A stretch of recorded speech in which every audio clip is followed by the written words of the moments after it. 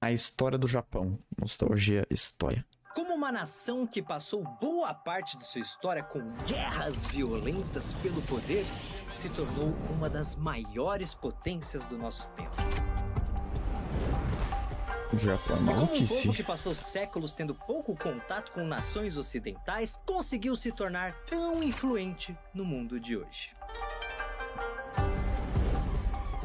Quando inventaram os animes que o bagulho pegou. Caraca, que bonito. Olá, meus queridos amigos, tudo bem com vocês? Eu sou o Felipe Castanhari e hoje estou aqui Bonitinho. para contar toda a história do Japão.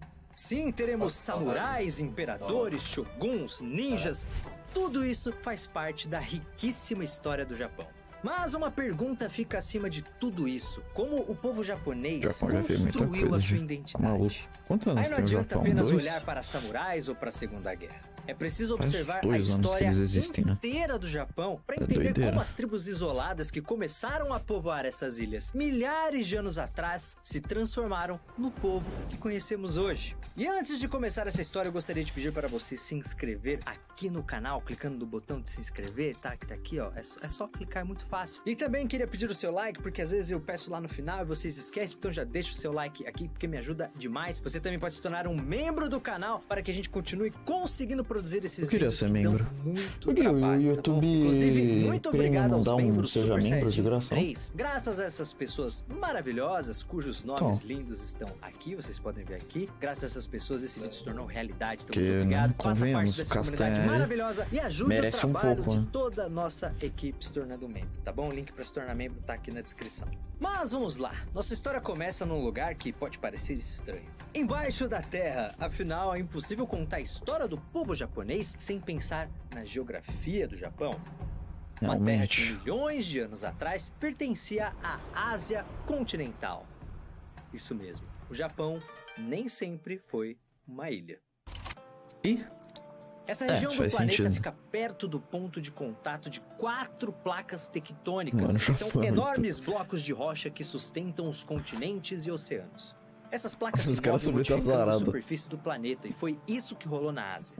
Um processo que durou milhões de anos fez a região do Japão ficar isolada pelo mar. O resultado foi um arquipélago com mais de 6.000 ilhas, sendo que as maiores são Hokkaido, Honshu, Shikoku e Kyushu, além de contar com as que formam a região de Okinawa.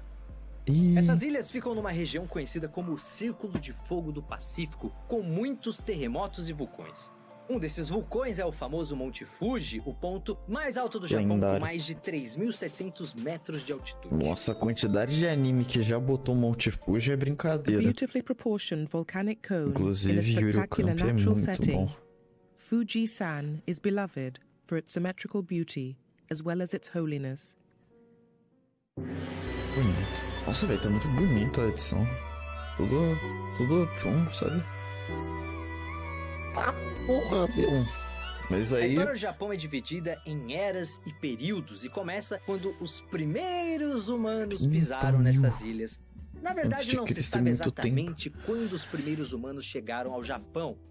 Mas indícios arqueológicos, como machados de pedras polidas, mostram que cerca de 30 mil anos atrás já existiam pessoas por ali, vivendo principalmente da coleta de frutas e, claro, da caça e pesca. Mano, aí... Esse povo começou a crescer Esses e desenhos, progredir velho. por volta de 13 mil anos antes de Cristo. Essas aldeias já formavam uma espécie de cultura.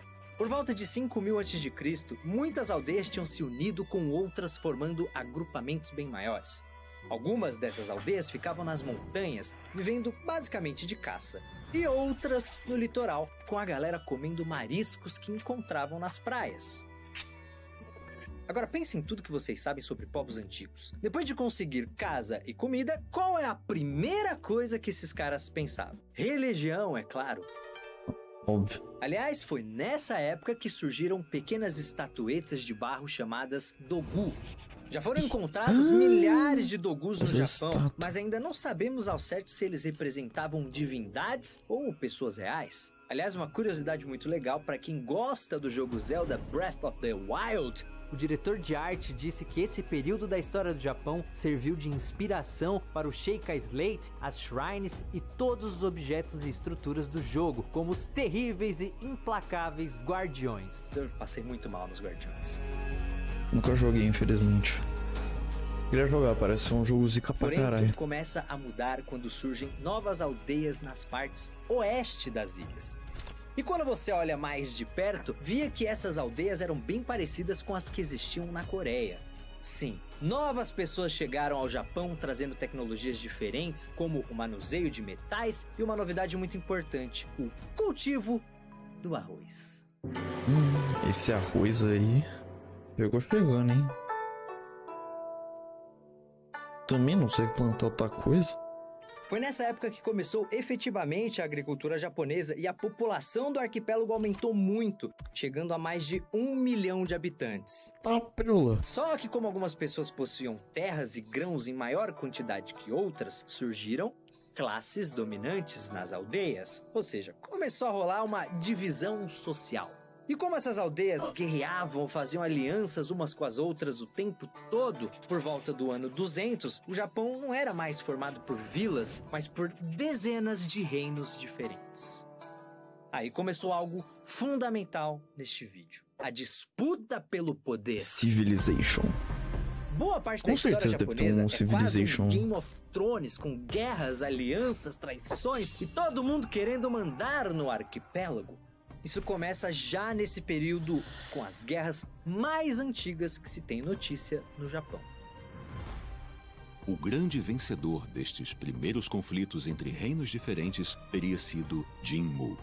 Ao conquistar a vitória nessas guerras, Olha a ele voz se desse tornou homem, o mano. primeiro imperador do Japão, assumindo o trono em 11 de fevereiro de 660 a.C. Justamente por isso, o dia 11 de fevereiro é até hoje celebrado como o dia da fundação nacional do Japão. Porém, a história de Jinmu permanece cercada de lendas. A própria mitologia japonesa aponta que ele seria descendente direto de ninguém menos que Amaterasu, a deusa do sol. Na verdade, os arqueólogos nunca encontraram provas de que algum dos 28 primeiros imperadores tinha sequer existido de verdade. Isso só muda no 29º imperador chamado Himmei, que assumiu o trono no ano de 539. E aqui não estamos falando só de religião, mas principalmente de política. Se os imperadores são descendentes dos deuses, é sinal de que eles também são divindades. É um negócio muito parecido com os faraós do Egito. Se o líder de um reino é um deus, fica muito mais fácil manter o povo sob controle, fazendo tudo o que esse cara quer. Slaves are mine. Their lives are mine. All that they own is mine.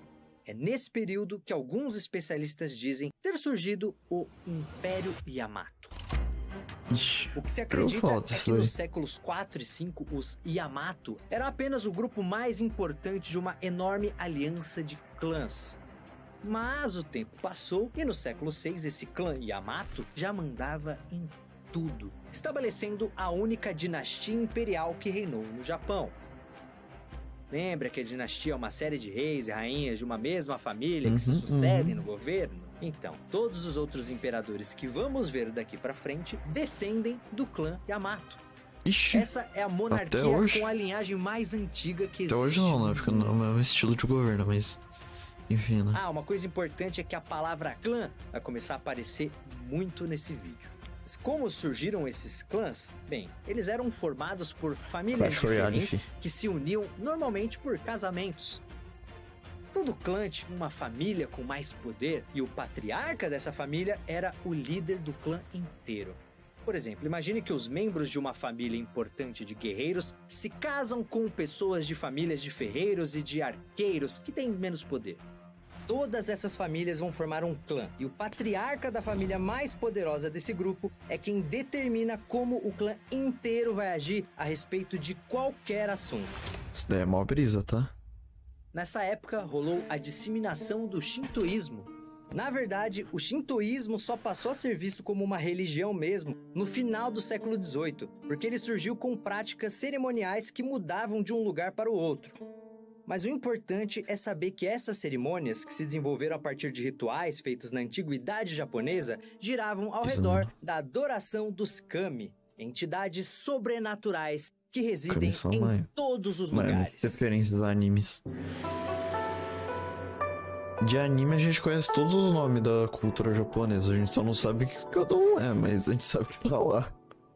Nessa época, o Japão tinha contato basicamente com outros 2 territórios, as dinastias chinesas e os reinos coreanos.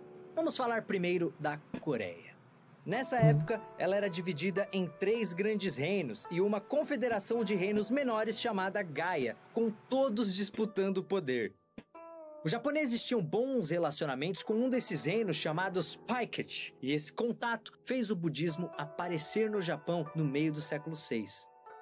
O budismo é uma religião que nasceu na Índia e se espalhou para o sul da Ásia e o Extremo Oriente. Claro que é muito difícil explicar o budismo de uma forma rápida, mas ele prega que o caminho para superar o sofrimento é derrotando os desejos e vícios, compreendendo o caminho de Buda, com a pessoa buscando a paz interior e aprimorando suas virtudes. Por que todo mundo careca no budismo? Buddha is honored through the Goma fire ritual, in which our earthly passions and desires are symbolically consumed. O budismo também contribuiu bastante para a criação de um dos elementos mais ricos da cultura japonesa, o folclore. Na verdade, histórias sobre deuses e demônios, animais com poderes sobrenaturais e até mesmo dragões já existiam no Japão desde os primeiros dias do shintoísmo, formando um dos folclores mais ricos do mundo. Mas o budismo trouxe novos elementos para isso. Um bom exemplo está na figura do macaco, que marca presença em várias lendas japonesas. As primeiras histórias japonesas sobre macacos foram inspiradas em poesias indianas e em antigos textos chineses. Porém, com o passar do tempo, elas foram se modificando para refletir os sonhos, medos e aspirações do povo japonês. É impossível entender o povo japonês sem olhar para seu folclore. Ao longo dos séculos, essas lendas e mitos fizeram mais do que encantar pessoas ou assustar crianças. Elas ajudaram a construir a identidade do povo japonês, moldando sua forma de pensar o mundo. Outra doutrina que começou a aparecer no Japão nessa época foi o confucionismo, que surgiu na China. Confucionismo? E a importância do confucionismo é enorme porque ele prega que o caminho para a ordem é a harmonia social com respeito à hierarquia e burocracia e passa a ter muita influência nas leis criadas no Japão a partir daí. Então foi daí que começou.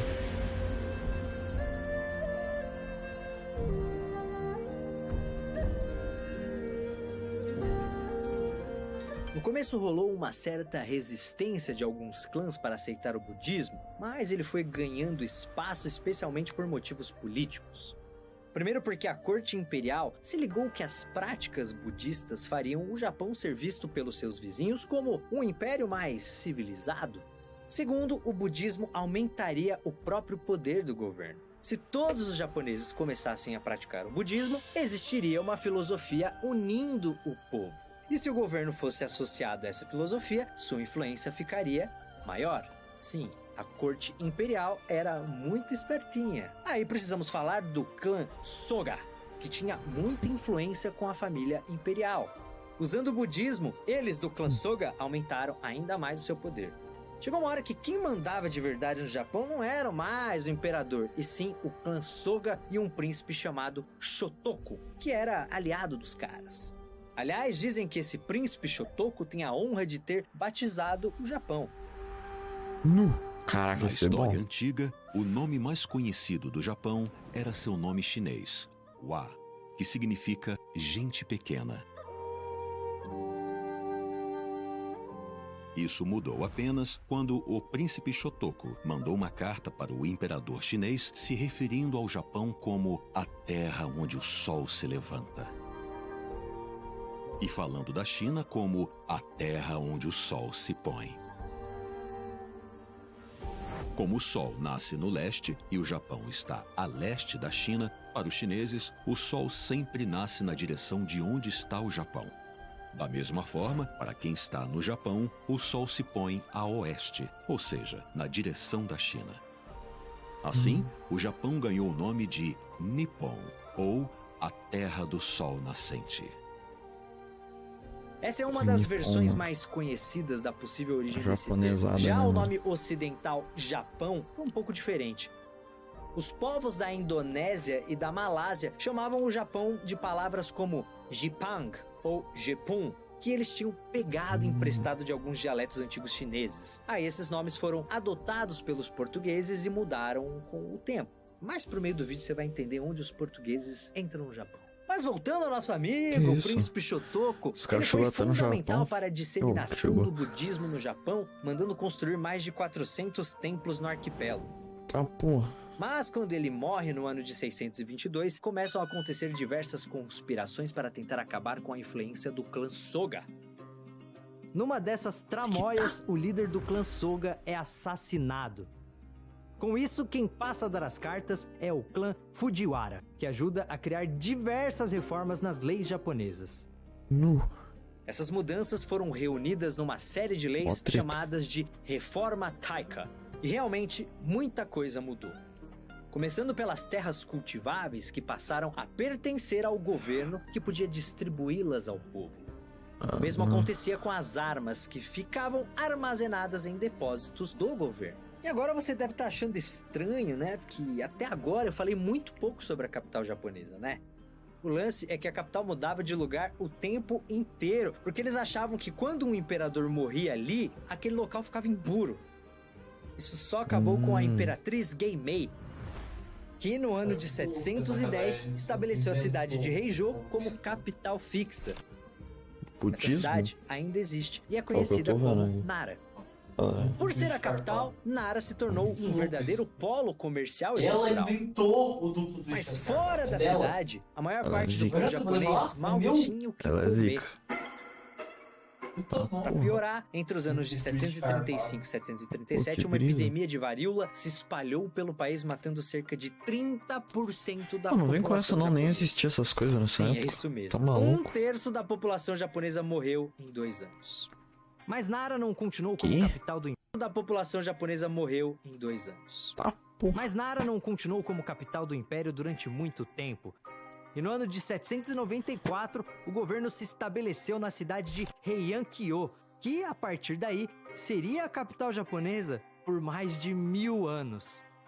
Sim, Heian-kyo é o nome antigo da famosa cidade de Kyoto. Este é um bom momento para falarmos da arquitetura japonesa, que também Muito é uma herança zica. cultural da China.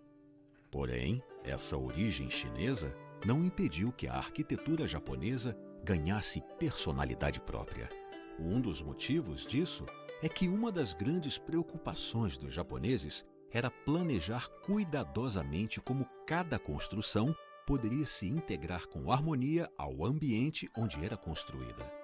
Isso valia especialmente para os templos. Além disso, a própria geografia ajudou a moldar a arquitetura japonesa. A maior parte dos edifícios era de madeira e as paredes internas das casas eram de papel de arroz. Isso não se deve apenas ao fato de que o Japão tinha árvores e arroz em abundância, mas também pelo fato de que esses materiais leves eram mais adequados a uma terra que sempre sofreu com terremotos. Ao olhar para um prédio japonês, saiba que você não está enxergando apenas uma construção, e sim um dos traços mais marcantes da história japonesa: a capacidade de aprender com outras civilizações e transformar este conhecimento em algo único e tipicamente japonês. Nossa, não tem coisa mais japonesa que entender a questão estética nessa época, porque isso fazia a cabeça dos nobres, já que eles associavam a beleza e elegância ao fato da pessoa ter ou não valor. Então, homens e mulheres da corte se enfeitavam o tempo inteiro e aprendiam regras de etiqueta para terem cada vez mais valor naquela sociedade. O lance é que os caras pensavam nisso o dia inteiro, então ficaram cada vez mais desconectados do resto do país. Enquanto isso rolava, a galera que não era da corte, né, como eu e você, passava o dia tentando arrumar um punhado de arroz para não morrer de fome. E isso ficava cada vez mais difícil. Lembra que as terras férteis japonesas eram do governo? Isso mudou no século X, e as terras usadas para plantar arroz passaram a ser particulares. E aí é aquela história de sempre que acontece no mundo inteiro, né? Os clãs mais poderosos tinham cada vez mais terras, e quem não tinha nada ficou com menos ainda.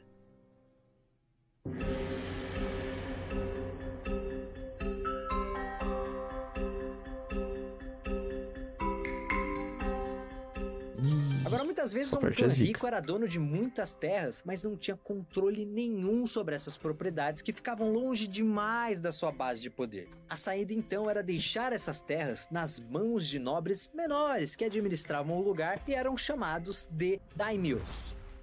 Esses nobres que administravam as províncias dos clãs foram se tornando mais e mais poderosos. E aí, com o país todo fragmentado, começou a surgir uma coisa que vocês estão esperando desde o começo do vídeo, que são uns guerreiros com umas espadas diferentes. Os famosos. Nossa, muito zica, filho.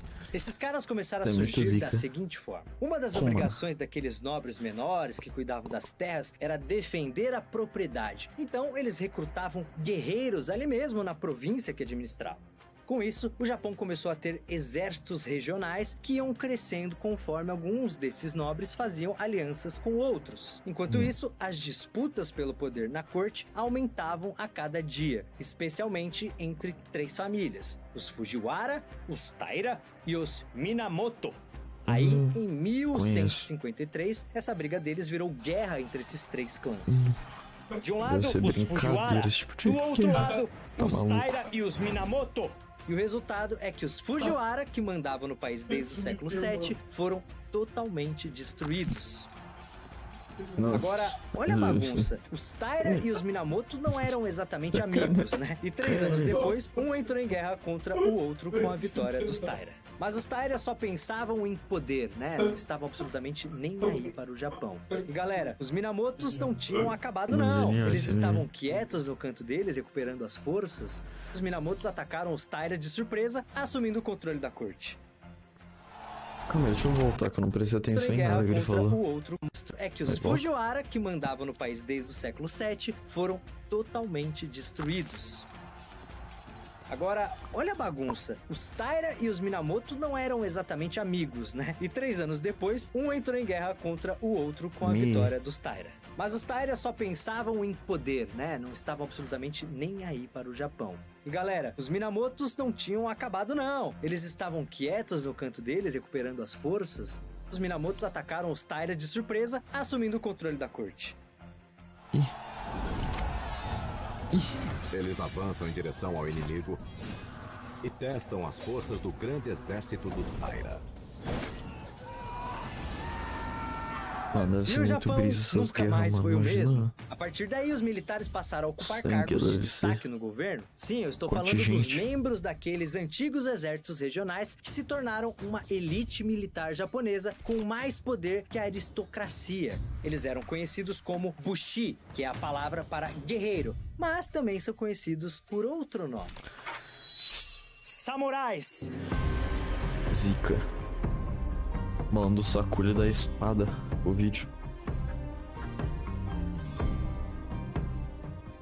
A partir do século XII, o arquipélago japonês ganhou uma das suas figuras mais famosas: os samurais.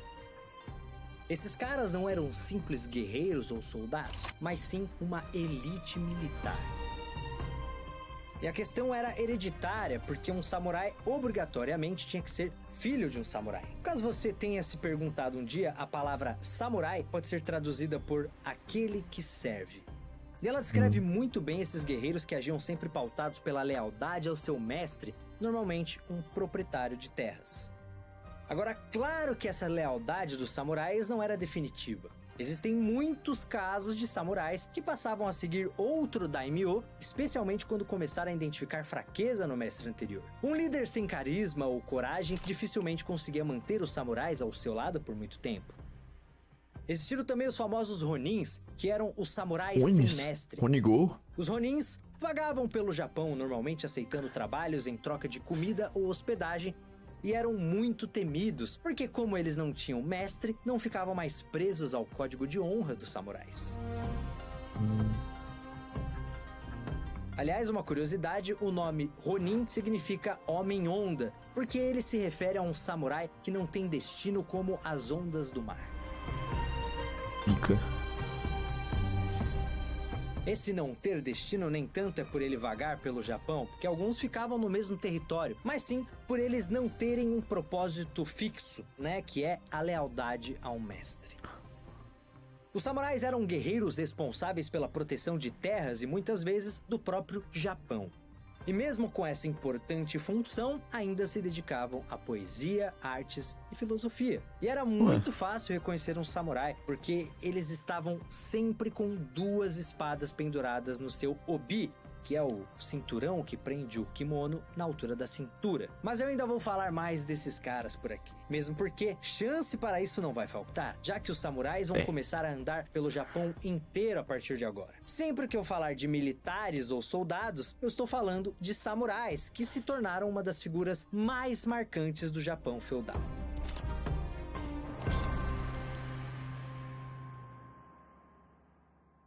Como assim Japão feudal? Feudalismo não foi um lance que rolou na Europa, lá na Idade Média? Exatamente. Parabéns por prestar atenção nas aulas de história. O feudalismo foi um modelo político e econômico em que um senhor feudal que tinha grandes porções de terra cedia parte dessas terras para trabalhadores em troca de lealdade dos caras.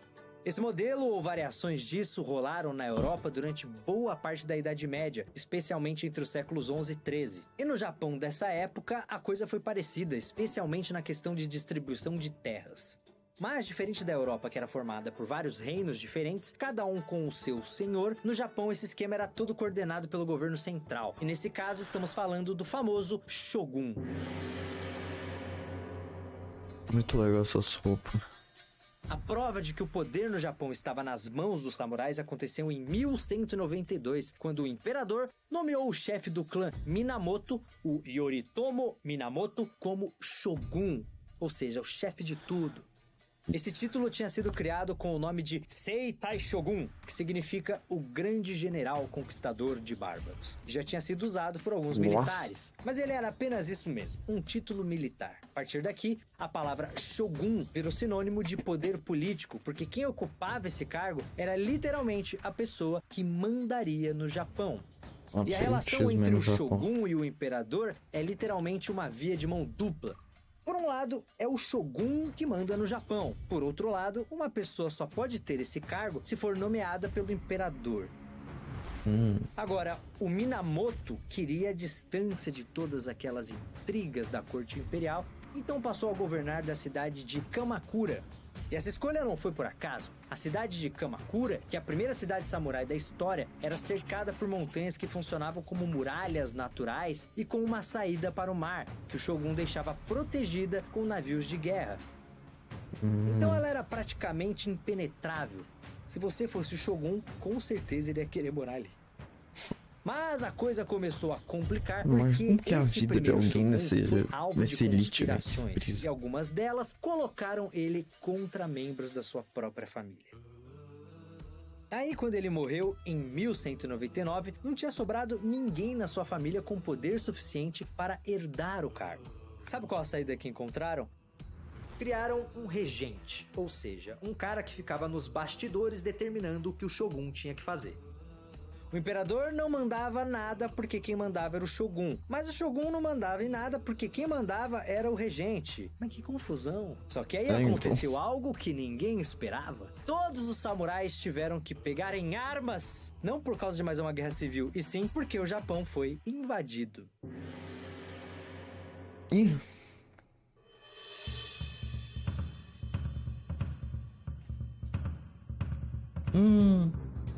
Essa é perigosa, hein? Essa dá um trabalho. Para a Ásia. Enquanto o Japão passava por todos aqueles conflitos que deram origem ao shogunato, um cara chamado Temujin começou a unir as tribos mongóis e criou um dos maiores impérios de todos os tempos. Essa daí. Sim, esse cara é o famoso Gengis Khan. Gengis Khan é zica, fi. Esse... His life was to become a legend. His name, Genghis Khan. A brutal barbarian who butchered millions. Depois que ele morreu, um de seus filhos e os netos do Gengis Khan passaram a comandar os domínios conquistados pelo Império. Um desses netos se chamava Kublai Khan, que conquistou a Coreia, a China e decidiu que a galera do Japão deveria começar a pagar um tributo para ele. Como o governo japonês mandou avisar que não ia pagar nada, o Khan decidiu mostrar quem é que mandava ali. Por isso, em 1274, barcos transportando milhares de soldados mongóis surgiram no litoral da ilha de Tsushima. Essa é a história do jogo Ghost of Tsushima do PlayStation. Se você tem PlayStation, cara, joga esse jogo que ele é fantástico. Nunca joguei. We are 80 samurai against an army, fighting to slow the invasion. Today, I die for my people. Tsushima foi conquistada em poucos dias. Primeiro porque o exército mongol era gigante. Segundo, os japoneses foram surpreendidos com a forma com que os mongóis lutavam, usando escudos e bombas feitas com uma estranha substância negra chamada pólvora.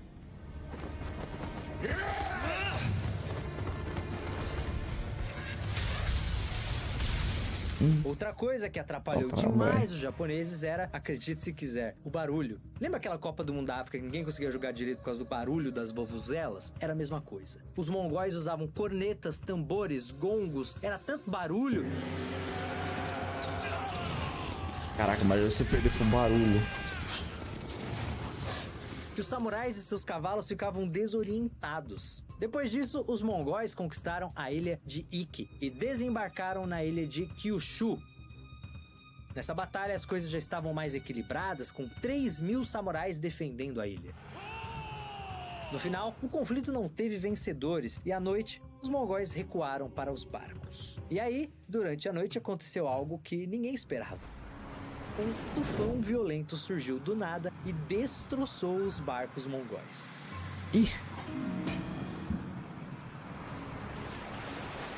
Milhares de invasores se afogaram, acabando com os planos do Khan.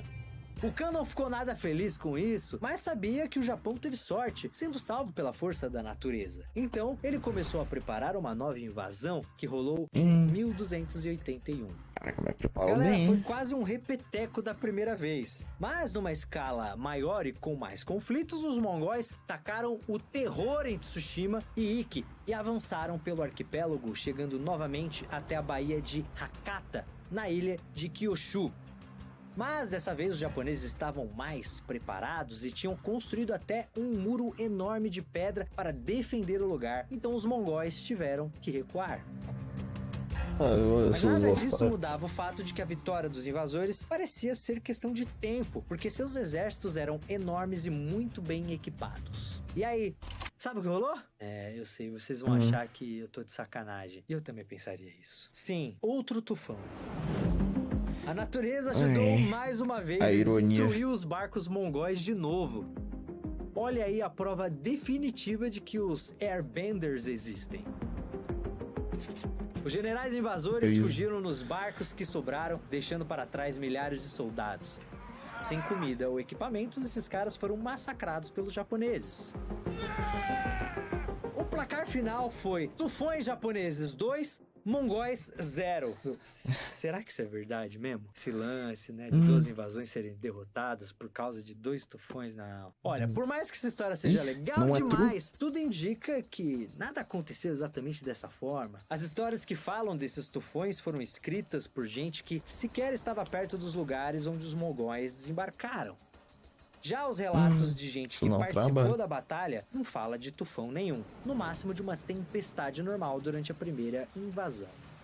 Mas de onde teria vindo então essa história? Uma teoria diz que sacerdotes de diversos santuários teriam falado que os tufões eram provas de que os deuses tinham salvado o Japão, o que faria esses templos caírem nas graças do imperador e do shogunato. Mas se não teve tufão, então como os japoneses resistiram a essas invasões? A história tem algumas explicações mais concretas para isso. Primeiro, os japoneses lutavam em terrenos que eles conheciam, e era péssimo para os exércitos mongóis, que nem esperavam tanta resistência e tinham dificuldade para lutar em praias e vales estreitos entre montanhas. E as próprias forças mongóis estavam longe de serem unidas, porque como eles incorporavam povos conquistados ao exército, muita gente só estava ali lutando porque era obrigada. Mas o ponto mais importante mesmo são os samurais, que adaptaram todo o seu estilo de combate para resistir à invasão. Aliás, é aí que surge a figura clássica do samurai com a sua espada. E essa história é muito legal. Ué, eles não usavam espada Até antes, esse não? momento, a maior parte dos samurais era especialista em arco e flechas. Mas aí, eles perceberam que poderiam resistir à invasão, levando a guerra para dentro dos navios mongóis, porque os invasores não conseguiam lutar em espaços apertados. Então foi aí que os samurais começaram a usar uma espada como arma primária. Graças a isso, muitos soldados mongóis morreram nos barcos sem nem colocar os pés no Japão. E os arcos e flechas foram para os camponeses, que ajudaram a combater os invasores, formando uma linha de infantaria que também fazia uso de lanças para derrotar as cavalarias mongóis.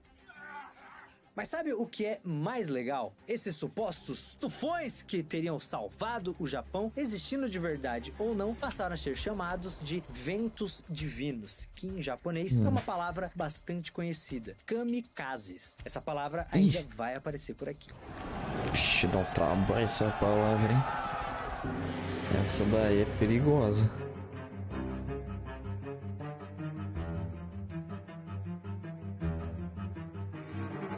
Mesmo com a vitória, a invasão gerou uma enorme crise política no Japão. Os samurais que enfrentaram e expulsaram os mongóis da ilha nunca receberam nenhum tipo de recompensa por isso, algo que eles achavam que seria justo. Foi tipo, beleza, vocês fizeram de tudo para proteger o Japão, parabéns, vamos tocar a vida agora, né? É claro que eles ficaram totalmente insatisfeitos com o shogunato. Em 1318, quem subiu ao trono foi o imperador Go-Daigo, que decidiu que era hora do poder voltar para a família imperial, declarando guerra ao shogunato. A galera do shogun, claro, resolveu peitar o cara. O problema é que um dos principais generais do shogunato, chamado Takauji Ashikaga, era descendente de uma ramificação dos Minamoto, ou seja, ele tinha direito a ocupar o cargo de shogun.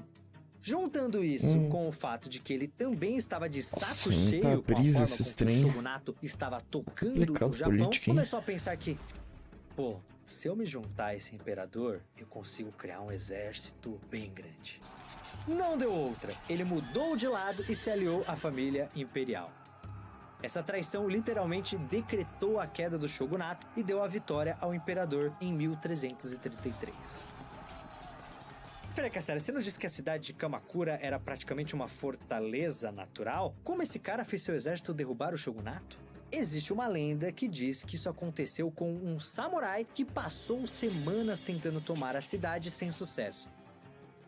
Aí uma noite ele ofereceu sua espada aos deuses dragões do mar.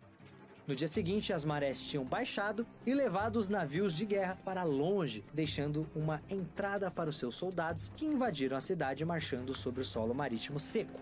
Mas é verdade. Sim, isso é uma lenda, mas tudo indica que Kamakura caiu desse jeito mesmo, com os navios de guerra desaparecendo, porque quando a maré baixou, a área retrocedeu por quilômetros, pois isso é uma característica dessa região. Então, não foram mas aí os caras é mas sim a própria geografia que fez Kamakura e o shogunato caírem. A geografia é dura. Em 1333, o imperador Go-Daigo entrou em Kyoto com o general Ashikaga ao seu lado e o poder voltou para a mão do imperador num lance conhecido como Restauração Kenmu. Sabe quanto tempo durou essa nova política japonesa? Décadas? Séculos? Não. 3 anos. Isso porque o imperador Go-Daigo foi, digamos assim, meio tolinho. Ele começou a falar que era ele quem iria mandar no Japão, que não ia ter shogun nenhum, que os militares não iam apitar mais nada. Claro que os samurais não curtiram nada disso. Ah, mas aí é burro 10 demais. minutos depois disso, o imperador foi deposto e quem assumiu o trono foi um membro da família imperial que não era bobo e nomeou o Ashikaga como Shogun em 1338. Mas esse imperador Go-Daigo era teimoso, galera. Ele fugiu para o sul do Japão e montou um governo paralelo, literalmente rachando o país. Agora tinha uma corte do sul com o imperador e uma corte do norte com outro imperador e um shogun. E quem começou a se dar mal com isso foi o pessoal do norte, onde as províncias eram controladas pelos aliados do Shogun. Esses senhores feudais, chamados daimyos, tinham cada vez mais poder nas suas terras. Então não curtiam muito, né, essa ideia de obedecer um Shogun, né? Isso não tá legal, não. Então o shogunato tinha que lidar com o governo rival no sul e o perigo constante de guerra civil entre seus aliados. Isso só mudou quando um cara chamado Yoshimitsu Ashikaga se tornou Shogun.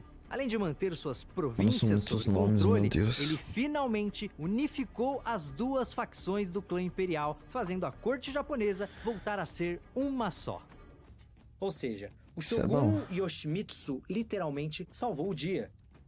Mas depois que o Yoshimitsu morreu em 1408, o shogunato começou a perder de novo o apoio dos daimyos. E dessa vez a coisa foi ficando cada vez mais tensa, até explodir de vez em 1464, quando a escolha de quem seria o próximo shogun causou uma guerra dentro da própria família Ashikaga. E aí, claro que os daimyos do Japão inteiro perceberam que a cadeira de shogun seria de quem tivesse mais prestígio. Assim começaram a rolar diversas batalhas pelo Japão, com esses senhores feudais e seus exércitos enormes atacando uns aos outros para aumentar o seu poder. Foi literalmente todo mundo contra todo mundo durante décadas. E no meio desse caos começou a aparecer uma das figuras mais famosas do Japão. Os ninjas, mestres da espionagem. Os historiadores apontam que os ninjas, conhecidos como shinobi, eram recrutados nas classes mais baixas. Ou seja, eram mercenários que agiam por dinheiro. E esqueça aquela figura famosa do ninja com roupas pretas e cometendo exclusivamente assassinatos. Os ninjas até cometiam esse tipo de crime, mas na verdade eles eram tropas especiais de samurais, especializados mesmo em espionagem e infiltração. Então tinha samurai, ninja, japonês, guerreiro, monge guerreiro, todo mundo matando todo mundo. Ninja. E aí, olha o que aconteceu. Em 1543, um pequeno barco chinês se perdeu e chegou às praias do Japão. E no meio da tripulação tinham 3 mercadores com uma aparência que os japoneses nunca tinham visto. Peraí, esses caras eram portugueses? Isso mesmo, meu gasto, portugueses. Lembre-se que tudo isso rolou no século XVI, durante as grandes navegações. Os portugueses eram mestres em exploração marinha e 2 anos depois disso já tinham estabelecido rotas comerciais entre o Japão e Europa. Esse sotaque tá Logo me depois, matando. outros europeus, Bom como que ele espanhóis e holandeses, começaram a chegar nas ilhas né? japonesas. Porra, sotaque Uma forçado das é coisas que brincadeira. mais chamou a atenção dos ocidentais eram as roupas dos japoneses, completamente diferentes das vestimentas ocidentais. E essas roupas não eram usadas ao acaso. Elas seguiam um código complexo, e suas cores e estampas serviam para mostrar o estado civil, a idade e até mesmo a importância de cada pessoa. Mas aqui temos uma história engraçada. Quando os primeiros ocidentais perguntaram qual era o nome daquelas roupas, os japoneses responderam kimono, que é a palavra pela qual elas ainda são conhecidas no mundo todo. O problema é que kimono significa, literalmente, coisa de vestir. Então, basicamente, o que aconteceu é que os europeus perguntaram o nome da roupa e os japoneses responderam: ué, chama roupa. E o nome pegou. A presença portuguesa mudou demais o Japão. Isso foi desde as armas de fogo, que os samurais não conheciam, até a questão da religião, com a chegada dos primeiros jesuítas. Aliás, os jesuítas ganharam tanto poder no Japão que conseguiram influenciar até mesmo as decisões de daimyos poderosos.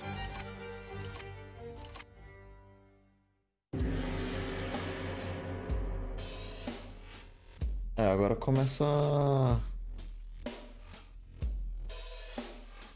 isso tudo rolou Ficar durante aquela guerra mais próximo da realidade, se pá. todo mundo se matando. E quem soube usar muito bem a presença dos portugueses foi um daimyo chamado Nobunaga Oda. Esse sujeito não tinha o menor pudor em armar seus exércitos com mosquetes ou de usar jesuítas para promover a discórdia entre os seus adversários budistas.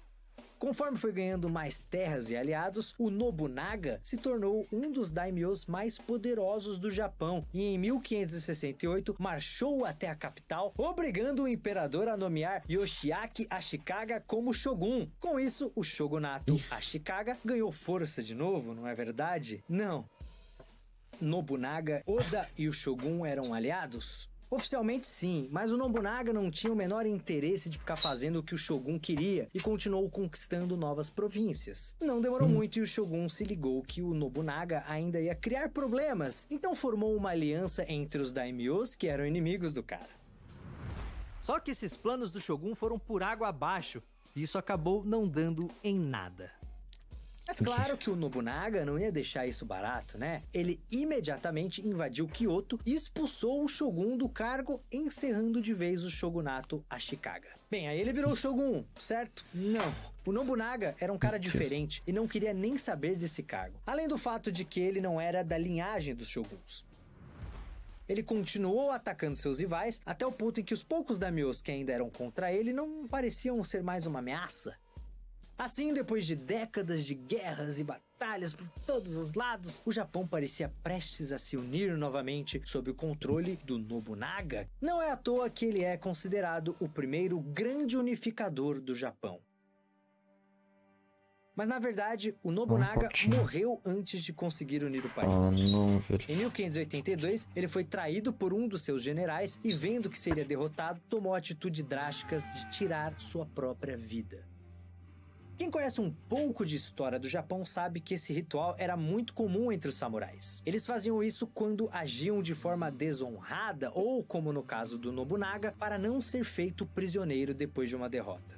Aqui no ocidente esse ritual é conhecido como harakiri, que é o nome mais comum, mas o nome formal desse ritual japonês é seppuku. O samurai cortava a própria barriga com sua espada para demonstrar a pureza de sua alma, que eles acreditavam que ficava na região do estômago.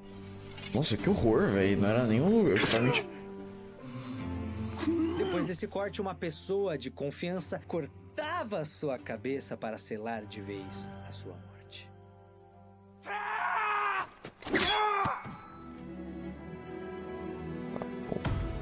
No caso do Nobunaga, dizem que o samurai que cortou sua cabeça era chamado de Yasuke. Esse cara era um dos principais aliados do Nobunaga e inclusive fazia parte de um pequeno grupo de pessoas que tinha a honra de poder jantar com o líder japonês. O que vai deixar muita gente chocada é que o Yasuke era africano. E sua história é uma das curiosidades mais legais do tempo dos samurais. Não se sabe ao certo em qual país da África o Yasuke nasceu. Ele chegou ao Japão junto com um jesuíta italiano e imediatamente se tornou uma sensação no arquipélago. Nesta época, a altura média dos japoneses era inferior a 1,60 m. E eles nunca tinham visto uma pessoa africana, ainda por cima com quase 1,90 m de altura. O seu tamanho e a cor de sua pele chamaram a atenção de Nobunaga, que percebeu que Yasuke seria uma excelente adição para seu grupo. Com o tempo, Nobunaga até mesmo concedeu privilégios de samurai para Yasuke, como o direito de andar armado. Para ser reconhecido como samurai, era preciso pertencer a uma linhagem de samurais. Mas, algumas vezes, pessoas que não tinham essa origem conseguiam ter os mesmos direitos dos guerreiros japoneses. O Yasuke foi um dos primeiros estrangeiros a receber esta honra. Depois da morte de Nobunaga, não se sabe ao certo qual foi o destino do Yasuke. Dizem que ele foi morar numa mansão jesuíta e tem até um anime que explora essa ideia, disponível inclusive na Netflix. Uma nota triste é que Hollywood queria fazer um filme sobre esse cara que seria estrelado pelo Chadwick Boseman, nosso eterno Pantera Negra, que infelizmente nos deixou em 2020. Nossa, que merda, velho. Não sirvo. Ia ser muito zica, mano. Nossa, ia ser muito zica.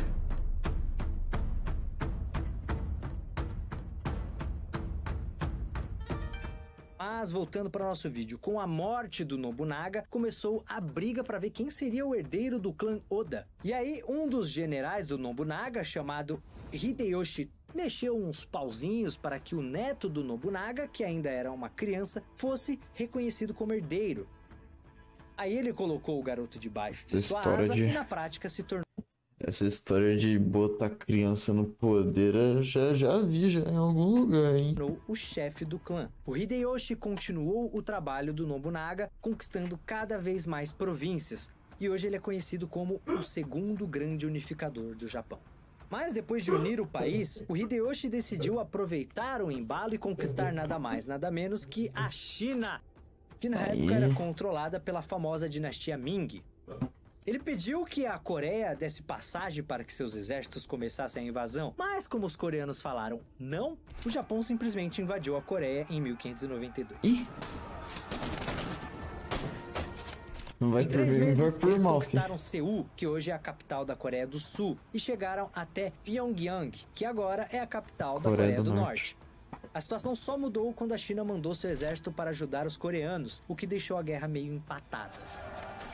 E aí rolaram as negociações de paz. Os japoneses começaram a fazer um monte de exigências para os chineses e depois de 4 anos de papo, não tinha rolado acordo nenhum. O Hideyoshi cansou de conversar e invadiu a Coreia de novo, mas dessa vez os coreanos e chineses estavam bem mais preparados e a invasão não deu em nada.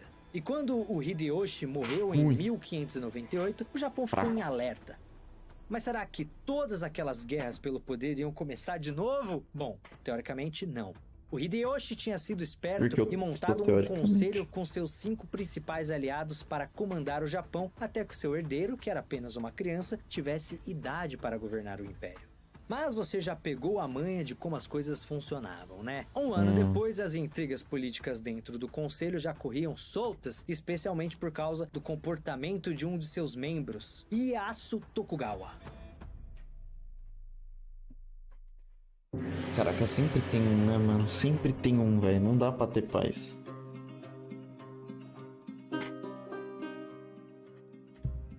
Tokugawa era um cara que tinha ao seu lado um serviço bom de ninjas, com destaque para um sujeito chamado Hattori Hanzo, um dos ninjas mais famosos da história, que era totalmente leal ao seu mestre. O Tokugawa começou a se aliar com clãs que não eram particularmente fãs da família Hideyoshi. O Japão rachou novamente. De um lado, o Tokugawa, que tinha se aliado com a maior parte das províncias do leste. Tem 1 hora de vídeo. Os outros membros do conselho, liderados por um cara chamado Mitsunari Ishida, que tinha influência nas províncias do oeste. Foram meses de tensão e conspirações, até que ficou claro que a coisa só seria resolvida no campo de batalha. E em 21 de outubro de 1600, quanto mais vai se aproximando da realidade, mais do atualmente, um dos mais registro conflitos da história do Japão feudal. O exército do oeste foi derrotado e vários dos seus comandantes foram executados. Seu principal líder, Ishida, foi decapitado e sua cabeça exibida em Kyoto como uma espécie de aviso. E é bom prestar atenção nesse aviso, tá? Porque a mensagem era clara. A partir de agora, quem manda no Japão é Tokugawa, o 3º grande unificador do Japão. Caraca, mas quantos unificadores que tem essa bagaça?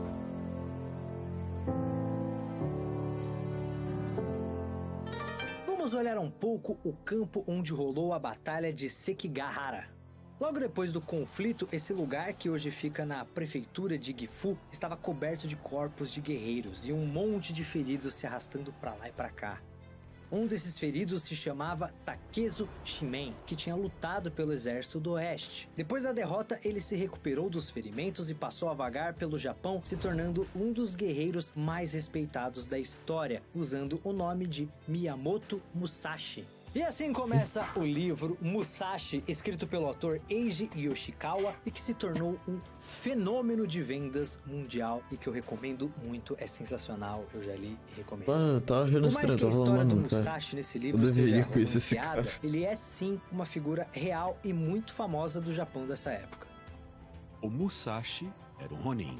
Mano, imagina, velho, você ser tão zica famoso que você é atemporal, mano. Os caras te conhecem até hoje. Ele era filósofo e escreveu um tratado chamado O Livro dos 5 Anéis. uma das obras fundamentais sobre a estratégia militar japonesa. Mas sua fama vem mesmo dos combates contra outros samurais. O primeiro duelo do Musashi aconteceu quando ele tinha apenas 13 anos. Daí em diante, foi empilhando uma vitória atrás da outra, até se tornar recordista absoluto, vencendo mais de 60 duelos. O bom é que ele só tem vitória na carreira, né? Se o malandro só tem vitória na carreira, porque se ele perde, ele morre. Então ele só tem vitória mesmo. Se o cara tem uma derrota, é complicado. O estado dele não é um dos melhores, não.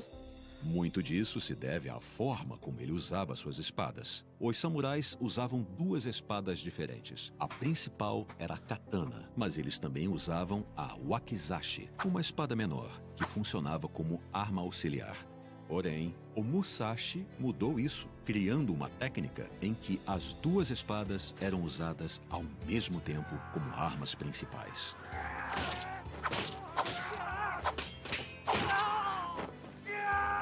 De sangue. Então, se você curte história de samurais, fica a dica do livro Musashi, que mostra muito sobre a época do Japão e os samurais. Essa é uma das obras mais famosas do Japão, então vale muito a pena. Quem prefere mangá, pode ler a série Vagabond, que é baseada no livro. Diferente do que rolou com Nobunaga e Hideyoshi, é um que eu tenho Tokugawa assumiu o cargo de que é muito Shogun. bom. 2 anos depois, ele abdicou e seu filho assumiu o cargo, mas quem continuou mandando mesmo foi ele. Isso foi uma tacada de mestre do Tokugawa para garantir que sua linhagem continuaria no poder. Assim, quando ele morresse, seu filho seria um shogun já bem estabelecido e ninguém iria tentar roubar o cargo. Agora, vamos ser sinceros, dificilmente teria qualquer tipo de briga pelo cargo porque o Tokugawa controlava o país com mão de ferro. Tokugawa morreu em 1616. E nenhum lorde ou general cresceu o olho para a cadeira do shogun e o país continuou tocando a vida. O mesmo aconteceu nos anos seguintes. O Japão se tornou politicamente estável. Nessa época, os samurais eram de longe a classe mais importante da sociedade. Mas como o país vivia uma era tranquila, eles se tornaram quase que burocratas, fazendo tarefas administrativas do governo. Você ia lá no poupa-tempo, tinha um samurai te atendendo, era meio assim que funcionava. Agora, claro que os samurais não curtiam, né, essa ideia de passar o dia inteiro ali, como se fosse um escritório. Por isso, sempre que eles podiam entrar em ação, mergulhavam de cabeça nisso. Esse é o caso dos 47 Ronins, uma história muito famosa dessa época. Um senhor feudal cometeu uma pequena ofensa e foi obrigado a cometer seppuku. 47 samurais que eram leais juraram se vingar do oficial do governo que tinha sido responsável por essa decisão e passaram 2 anos esperando por uma oportunidade para finalmente atacar e fatiar o cara. Eles ainda colocaram a cabeça do sujeito no túmulo do seu antigo mestre para não deixar nenhuma dúvida sobre o motivo do ataque. Todos os 47 foram condenados à morte e cometeram seppuku coletivo. Mas aí quem cortou a cabeça? Ou seja, esses samurais mataram e morreram pelo seu mestre e são vistos até hoje como exemplos da honra e da lealdade dos guerreiros japoneses.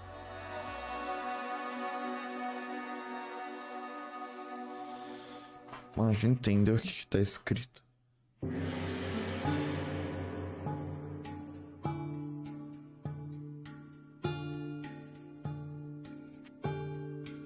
Mas voltando para o Japão, o objetivo do Shogun era controlar cada aspecto do Japão. Isso podia funcionar com os senhores feudais e camponeses, mas não dava tão certo assim com estrangeiros, por causa do idioma e pelo fato dos europeus não entenderem direito os costumes japoneses. E tinha um grupo de europeus que era ainda especialmente preocupante: os católicos. Não trabalho mesmo. O Shogun sabia que as nações católicas adoravam formar impérios com a ajuda da igreja. E ele não curtia nada a ideia de que a religião católica era liderada por um papa que se metia em política toda hora. Para o Shogun, isso era uma ameaça. Por isso, em 1614, todos os missionários católicos foram expulsos do Japão. Uma das consequências diretas disso é que em 1640 praticamente não existiam mais europeus no Japão. The shogun wanted to keep Japanese society as it was. Provavelmente uma boa decisão. Some people to believe that Christianity was subversive and was upsetting the social framework, the social pattern of Japan. A exceção eram os holandeses, que podiam fazer comércio em uma pequena ilha. Essa relação com os holandeses é bem importante nesse final do Japão feudal. No começo, eles realmente ficavam apenas nessa ilha, mas logo foram conquistando uma boa relação com o shogunato e passaram a fazer visitas ao castelo do Shogun em Edo. Nessas visitas, eles levavam presentes e apresentavam inovações científicas e tecnologias que estavam rolando no Ocidente. Justamente por isso, alguns samurais começaram a se tornar cientistas e os daimyos eram tratados por médicos holandeses. Esse movimento é chamado de Rangaku. Ran vinha de Horanda, que era como os japoneses chamavam a Holanda, e Gaku, que significa aprendizado. Na verdade, o shogunato não era contra a presença de europeus, mas tinham muito cuidado com quaisquer estrangeiros que queriam comercializar com eles, como chineses e coreanos, que também tinham pouco acesso. É tudo muito complexo, né? Impressionante. Os japoneses não podiam deixar o país e aqueles que se arriscavam a fazer isso eram proibidos de voltar para casa. Aos poucos, o Japão se tornou uma nação isolada, sem praticamente nenhum contato com outras civilizações. O centro de todo esse território fechado em si mesmo, claro, era a enorme cidade de Edo. Osaka e Kyoto também eram cidades enormes. E os habitantes dessas cidades passavam longe de arte rebuscada, viu? Não. Eles curtiam mesmo coisas mais divertidas, como livros de romances e comédia e espetáculos de kabuki, que é uma forma de teatro popular japonês. E nesse cenário não podemos deixar de falar das geishas. Ao contrário do que muita gente imagina, elas não eram cortesãs nem prostitutas, e sim artistas com habilidades de dança e canto.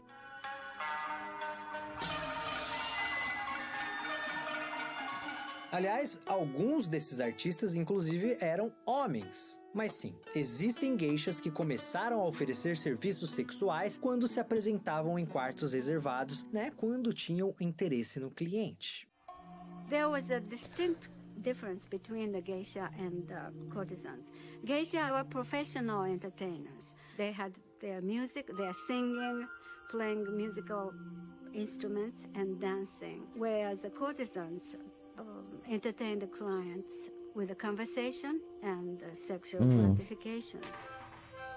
Agora, aquela história de que o Japão se tornou um país totalmente fechado. As outras nações não queriam saber disso, especialmente as ocidentais. Como esses países começaram a expandir sua influência pela Ásia e Pacífico a partir do fim do século XVII, faziam de tudo para ter algum contato com o Japão, mas o shogunato não queria nem saber disso.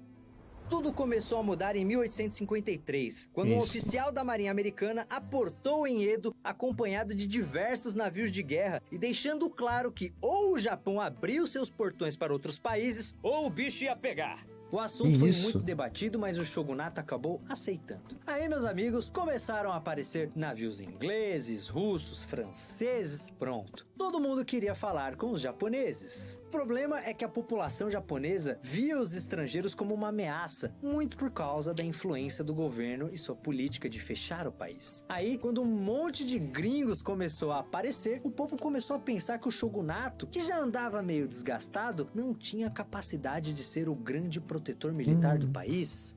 Aí pronto. Começaram as conspirações. Os nobres que eram contra o shogunato aproveitaram que o trono também tinha um novo imperador e convenceram o cara de que esse papo de shogun não tinha mais futuro. Com toda essa pressão política, o shogun entregou o cargo. Assim, o poder voltou para o imperador e depois de cerca de 700 anos, o domínio dos shoguns sobre o Japão chegou ao fim. De uma vez por todas. Não sei se isso é bom, né?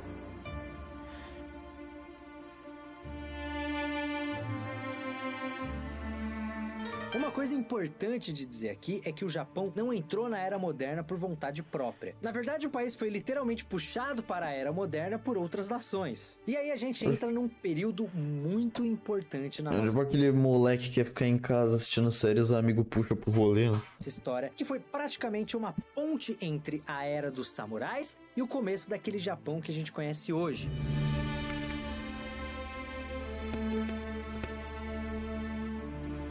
E bem no meio disso, a gente mergulha de cabeça naquilo que eu falei lá no comecinho do vídeo, que é a busca da identidade do povo japonês. Em praticamente todos os momentos que a gente viu, os japoneses viviam isolados e sem muito contato com outras culturas, construindo sua identidade e sua forma de pensar. Muitas vezes, mas é muito Mas a bonitinho. partir de agora, isso seria colocado à prova, porque o Japão teria que descobrir qual era o seu papel no mundo, encontrando maneiras de criar uma nação forte e respeitada pelas outras. E olha, isso não foi nada fácil. Não é uma tarefa simples. Como vocês também. viram, depois do fim do shogunato, o poder voltou para a mão do imperador num período chamado de Restauração Meiji. Então, o imperador ficou com a tarefa de literalmente reconstruir e modernizar todo o sistema político do Japão. E se você acha que isso já era uma tarefa difícil, lembre-se que esse imperador chamado Mutsuhito tinha apenas 15 anos de idade. Ah, tá, aí é nóis. Quem ajudou muito nessa tarefa foram justamente os líderes samurais que ajudaram a derrubar o shogunato. E a primeira grande tarefa era mostrar ao povo que, mesmo com todas essas mudanças, o governo era estável e o país não iria mergulhar numa guerra civil. Agora, política estável não quer dizer que não rolariam mudanças. E uma das primeiras envolvia a própria capital. No tempo do Tokugawa, o poder estava dividido entre Kyoto e Edo. Agora, o país precisava de uma única capital. E a escolhida foi Edo, que passou a se chamar Tóquio, que significa capital do leste. Outra mudança aconteceu com a distribuição de terras que voltaram a pertencer ao governo e o país foi reorganizado em prefeituras, o sistema de administração que existe até hoje. Mas a transformação mais profunda mesmo foi o fim daquele sistema de classes engessado. Isso teve duas consequências. A primeira é que as pessoas podiam trabalhar na área que elas quisessem. A segunda, ainda mais radical, é que isso literalmente decretou o fim dos samurais. Os samurais que eu tanto gosto. Desde o fim do shogunato, os samurais não tinham muito mais o que fazer, essa é a verdade. Aí em 1873 surgiu uma lei que dizia que todo homem podia ser convocado para o exército. Então a própria existência dos samurais ficou sem propósito. E eles foram obrigados a abandonar suas armas, recebendo uma indenização do governo como compensação. Aliás, quem é fã de Samurai X? Que nem eu. Você que é fã de Samurai X, você vai lembrar que o personagem principal, Kenshin Himura, ele vive no começo da Era Meiji e é parado o tempo inteiro pela polícia porque estava andando com suas espadas. Ah, uma curiosidade rápida. O Kenshin foi inspirado em um dos maiores assassinos da história do Japão, chamado Kawakami Gensai. Mas de volta ao lance das espadas que eu estava falando. Em 1876, o governo criou uma lei que proibia as pessoas de andarem com armas na rua. As exceções eram os antigos senhores feudais, militares e oficiais da lei. Ou seja, a partir daí, na prática, qualquer samurai que decidisse dar um rolê pela cidade com suas espadas teria suas armas confiscadas. Só que a gente está falando de guerreiros que tinham mandado no país durante séculos e que nunca aceitariam isso de boa. Assim, aos poucos, alguns começaram a se reunir na cidade de Kagoshima sob a liderança de um antigo samurai que tinha apoiado o imperador, mas acabou brigando com o novo governo e ficou puto com essa história de restauração imperial. Em 1877, o governo mandou navios recolherem as munições estocadas em Kagoshima. Os samurais que estavam na região atacaram as embarcações e a partir daí os combates começaram a crescer. Esses conflitos duraram meses até o Exército Nacional derrotar os últimos samurais que eram contra toda essa modernização, rompendo um dos elos mais fortes do Japão com o seu passado. Pesado no chat. F. Samucas. Isso daí faz estrago. Mas o aspecto mais difícil dessa modernização toda foi cultural. Muitas filosofias e teorias científicas ocidentais que chegavam ao Japão iam contra tudo aquilo que os japoneses acreditavam. Um exemplo eram as ideias de liberdade individual. Imagine um povo que passou séculos sem sequer poder mudar de profissão tentando assimilar todos esses conceitos. Aí o governo percebeu que tinha um problema nas mãos. Se por um lado os caras sabiam que seria impossível construir uma nação forte com um povo submisso e sem iniciativa, por outro lado tinham medo de que um povo forte demais poderia se colocar contra o governo. A saída que o governo encontrou foi algo muito em moda na segunda metade do século XIX: o nacionalismo. Tava em moda Como não. eu já expliquei em outros vídeos aqui no canal, nacionalismo é diferente de patriotismo. O patriotismo diz que você tem que amar o seu país. Já o nacionalismo, explicando de forma bem rápida, passa pelo sentimento de união de um povo ou de uma cultura e normalmente desemboca na ideia de que aquele povo é superior a todos os outros. Assim, o governo começou a criar uma filosofia de que servir ao imperador significava ser um bom japonês. Algo Lembranças que não de podia guerra, jamais ser literalmente. compartilhado com pessoas de outros povos que eram inferiores. Isso realmente deu um propósito e um norte para o povo japonês, mas como vocês vão ver daqui a pouco, teve consequências bem negativas. Agora, de todas as ideias que chegaram ao Japão nessa época, a mais perigosa para o governo era a democracia. Afinal, esse conceito poderia enfraquecer o poder do imperador, mas ao mesmo tempo o governo sabia que as potências ocidentais respeitavam nações democráticas. A solução do governo: dar liberdade sem dar liberdade. Parece confuso, né? Deixa eu dar alguns exemplos para ficar um pouquinho mais fácil. Uma hora eles criaram uma lei reduzindo a liberdade de expressão, mas logo em seguida anunciaram a formação de uma Assembleia Nacional. Depois proibiram policiais e professores de se envolver com política, mas meia hora depois permitiram a criação de 2 partidos. Essa política de bate e assopra ficou ainda mais clara quando o governo anunciou a nova Constituição do país. Ela tinha alguns aspectos modernos, como a escolha de um parlamento e um primeiro-ministro que iriam governar junto com o imperador. Por outro lado, ela continuava tratando o imperador como uma divindade, estando acima de tudo e todos. Aliás, a própria Constituição foi apresentada não como um direito do povo, mas como um presente do imperador.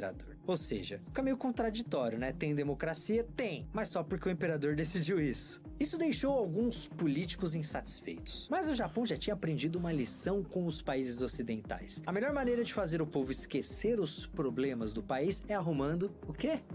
Um problema exterior. Essa decisão também passa pela economia. Depois que o Japão começou a ter contato com os povos ocidentais, sua economia cresceu até se tornar uma das maiores da Ásia. O governo, claro, queria que essa economia continuasse crescendo. E a resposta estava em outra lição que os japoneses já tinham aprendido com os países ocidentais: o imperialismo. Um dos motivos da economia de nações como França e Inglaterra serem tão fortes era que eles tinham colônias espalhadas no mundo inteiro.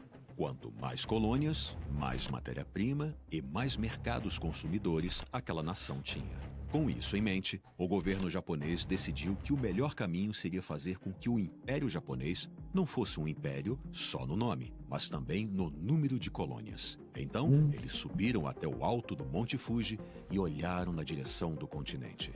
E a partir daí, a política externa japonesa passa a ter como meta se expandir na Ásia.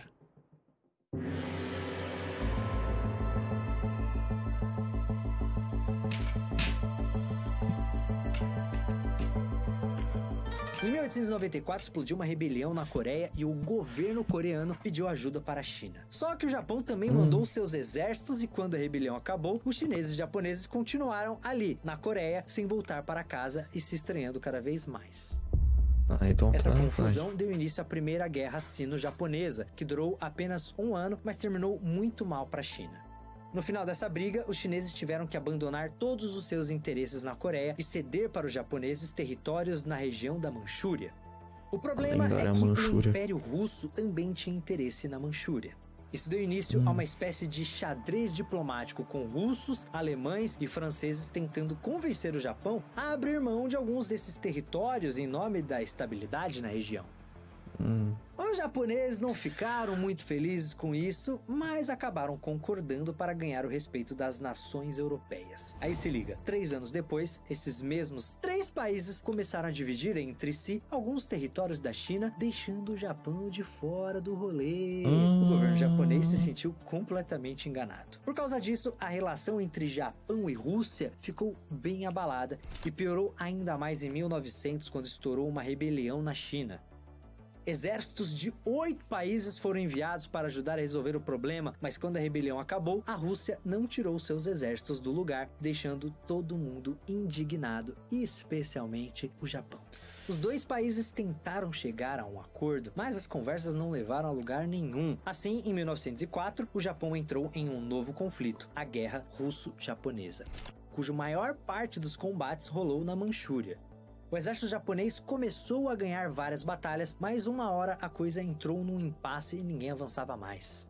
Aí o Japão foi esperto. Como a vantagem ainda era deles, o governo pediu ao presidente dos Estados Unidos, chamado Theodore Roosevelt, mediar um acordo de paz. O resultado foi o fim da guerra, com a Rússia sendo obrigada a aceitar várias exigências do Japão. Agora, a grande vitória disso tudo foi diplomática. Em 10 anos e 2 guerras, o Japão mostrou ao mundo que não era um país que estava para brincadeiras. Porém, em 1912, o imperador Mutsuhito morreu. Entre erros e acertos, foi ele quem colocou o Japão no mundo moderno, transformando o país numa nação respeitada. Após sua morte, ele passou a ser chamado pelo nome que batiza esse período, Meiji, ou o Iluminado. Agora, o mundo estava à beira da Primeira Guerra Mundial. Eu tava falando, pô, em 1900 já tá chegando, hein? Morto. Será que o Japão iria continuar se desenvolvendo na mesma pegada? Em 1912, o Japão ganhou um novo imperador, chamado Yoshihito. Durante sua coroação, ele anunciou que o seu reinado seria chamado de Taisho, que pode ser traduzido como Grande Justiça, inspirado por uma passagem de um antigo livro místico chinês chamado I Ching. Mas esse período foi bem curto por causa da saúde do imperador. Logo depois de nascer, o príncipe Yoshihito contraiu meningite cerebral. Existe também uma suspeita de que ele sofreu envenenamento de chumbo por causa da maquiagem que sua babá usava. Então ele sofria de diversos problemas neurológicos e depois de assumir o trono quase não apareceu mais em público porque mal conseguia andar ou falar. Nada disso impediu o Japão de se dar muito bem na Primeira Guerra Mundial, que começou em 1914. Quem assistiu ao Nostalgia Primeira Guerra Mundial sabe que os japoneses participaram pouco desse conflito. Mas eles eram aliados dos franceses e ingleses, então conquistaram várias colônias alemãs na China e no Pacífico. Isso agradou especialmente uma parte do exército japonês que achava que já tinha passado da hora do país começar a se expandir de uma forma agressiva pelo Pacífico. Quando a Primeira Guerra terminou em 1918, lá estava o Japão ao lado dos países aliados nas reuniões que decidiram as penalidades impostas à Alemanha derrotada. Sim, o Japão estava bem na fita, caminhando lado a lado com as grandes potências ocidentais. Claro que isso não quer dizer que o país não enfrentava problemas. Um deles rolou em 1923 com o grande terremoto de Tóquio, um dos maiores desastres naturais da história japonesa, que deixou mais de 100 mil mortos e 3 milhões de desabrigados. Meu Deus! Agora, quando essa tragédia aconteceu, o Japão já era comandado por um príncipe regente. Isso porque chegou uma hora que o imperador não tinha mais condições de trabalhar, então seu filho assumiu o cargo de regente em 1921. Aí, em 1926, quando o imperador morreu, esse príncipe assumiu o trono para se tornar um dos líderes mais importantes de todo o século XX, o imperador Hirohito. Eu já vi esse cara. Quando assumiu o trono, o Hirohito anunciou que seu reinado seria chamado de Shouya, uma expressão que também é tirada de um antigo livro chinês e pode ser traduzido como Paz Iluminada. O problema é que a paz não foi realmente o ponto forte desse período da história japonesa, mas daqui a pouco vocês vão ver isso. Por mais que o Japão tivesse saído muito bem com a Primeira Guerra Mundial e conquistado novos territórios e mercados na Ásia, a economia não estava boa não. Um dos motivos era uma velha conhecida de nós brasileiros, a corrupção, especialmente por causa da influência que as grandes empresas tinham sobre decisões políticas. Aliás, muita gente no Japão achava que essa corrupção era um reflexo da influência dos países ocidentais, que eram cheios de manias estranhas como individualismo e modo de vida liberal. Assim, muitos japoneses começaram a enxergar que talvez um governo mais autoritário deixasse as coisas mais organizadas. Essa galera passou a olhar com uma certa admiração para a Alemanha e Itália, que começavam a ganhar governos fascistas. Não demorou muito para esse povo seguir mais um exemplo desses países europeus e defender que o Japão precisava conquistar mais terras. Aí sobrou mais uma vez para a China, porque o Japão ainda tinha muita influência na Manchúria. Em 1931, uma explosão arregaçou uma ferrovia na Manchúria e os militares japoneses acusaram rebeldes chineses de estarem por trás do atentado. Mas deixa eu contar um segredo aqui. Na verdade, quem explodiu a ferrovia foram os japoneses que queriam só um motivo para declarar guerra contra a China. Hoje, isso é conhecido como Incidente da Manchúria. O Japão mandou mais tropas dominando de vez essa região.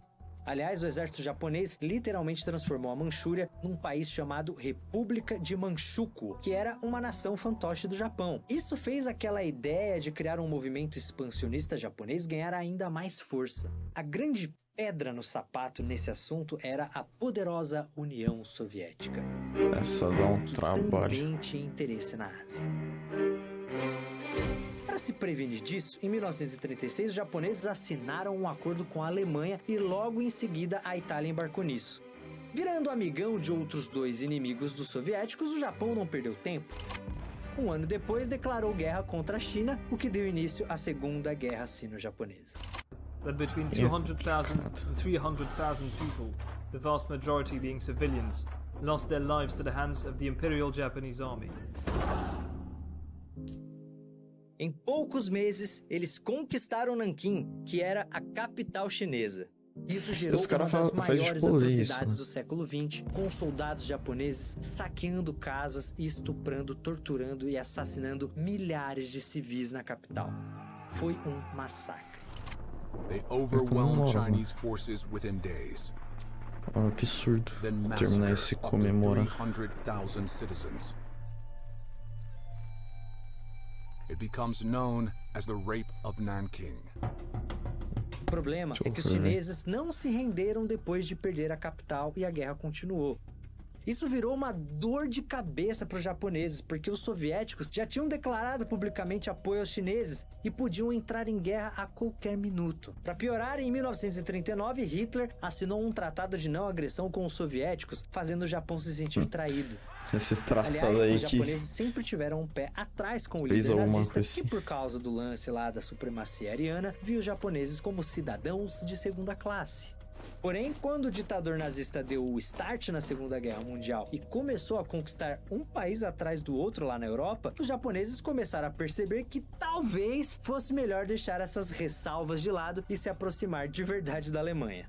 Assim, em 1940, o Japão se aliou definitivamente aos alemães e italianos, criando o famoso eixo da Segunda Guerra Mundial, que foi para cima de todo mundo na Ásia.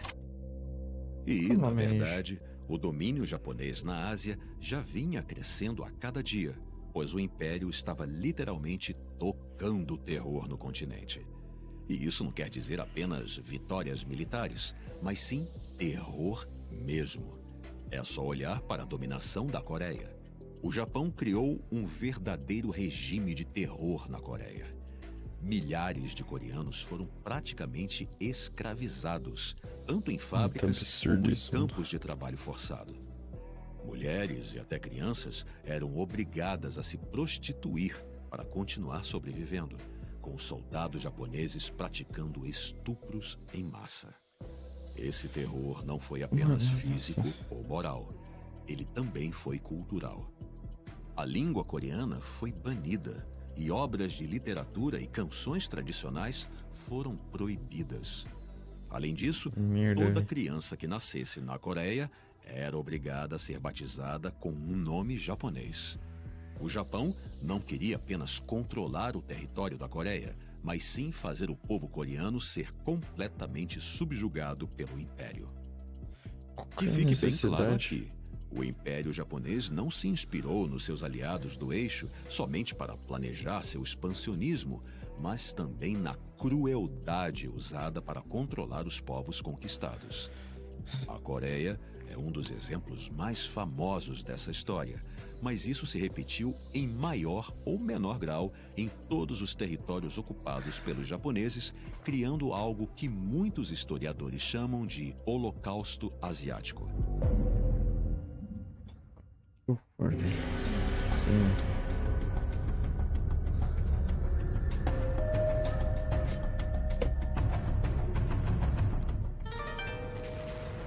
Em 1941, quando os alemães atacaram a União Soviética, o Japão achou ótimo porque isso deixaria o Stalin ocupado demais enfrentando nazistas na Europa, sem tempo de se preocupar com o que rolava no Pacífico.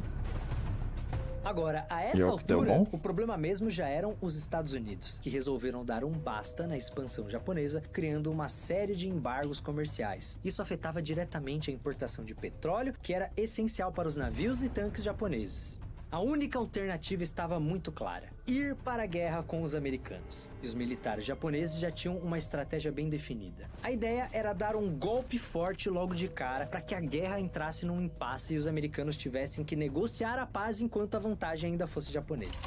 Esse golpe foi dado em dezembro de 1941. Quase 200 bombardeiros japoneses sobrevoaram a base americana de Pearl Harbor, no Havaí, explodindo tudo o que encontraram pelo caminho.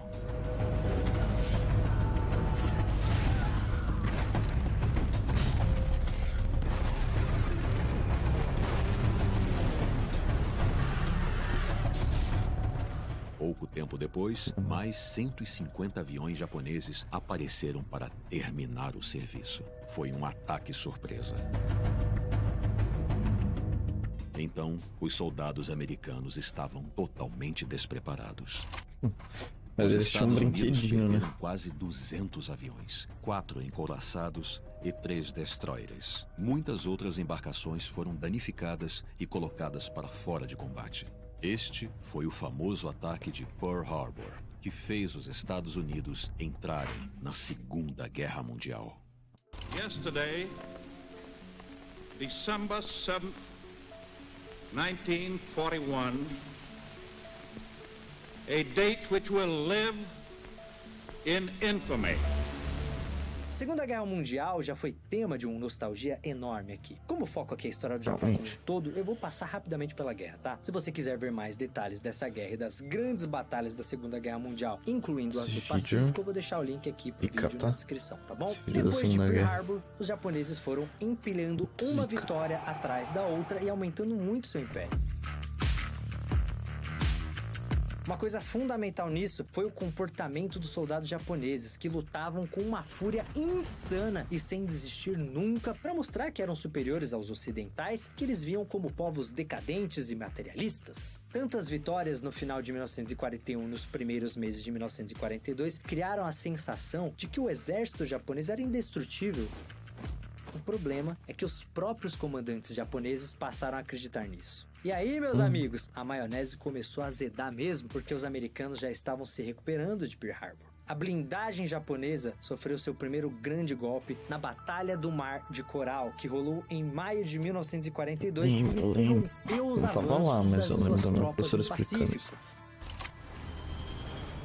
Depois foi a vez da histórica Batalha de Midway. Os aliados tinham descoberto os planos dos japoneses com antecedência e estavam preparados, o que resultou numa derrota gigante para o Japão.